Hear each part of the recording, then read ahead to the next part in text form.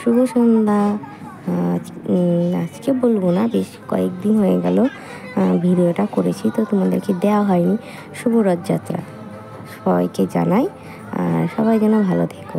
যাই হোক, আমার তো যে বাড়িটায় পড়ায়, একটা স্টুডেন্টের বাড়ি, তো ও রথ করেছিল বাচ্চাটা, তাই আমাকে ওই যা ফোন করে বলো তুই কি যাবি? যাবো। দিয়ে গেলাম, গিয়ে দেখি সুন্দর রথটা করেছে বাচ্চাটা, কিউট।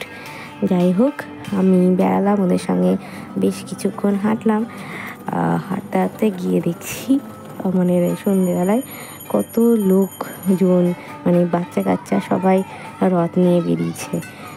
যাই হোক, বেশ কিছুক্ষণ হাঁটার পর আমরা রথ নিয়ে তারপর মেলায় গিয়েছিলাম।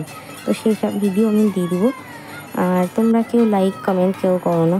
যাই হোক, সেই কথা পাশে রেখে ওদের সঙ্গে হাঁটলাম রথের সঙ্গে, আর খুব ভালো লাগলো যেন সন্ধেবেলায় এদের সঙ্গে হেঁটে খুব মজা হয়েছে। দেখো কিউট বাচ্চা। যাই হোক, আমি ভেবেছিলাম কলকাতায় মেলা টেলা রথ হয় না, তো দেখছি আমি গিয়ে রথের মেলা বসেছে সাইডে। ব্যাংক অফ ইন্ডিয়া, যারা কলকাতায় শিয়ালদায় থাকো তারা অবশ্যই জানবে। তো যাই হোক, আমরা এই আর জায়ের বান্ধবীর ছেলে সবাই গিয়েছিলো, রাস্তায় দেখা হচ্ছিলো অবশ্য। তো আমাকে বললো তুই কি যাবি সন্ধ্যানন্দ পার্কে কার্নিভালে? আমি ঠিক আছে যাবো। যাই হোক, গেলাম রথের এই কার্নিভাল দেখতে।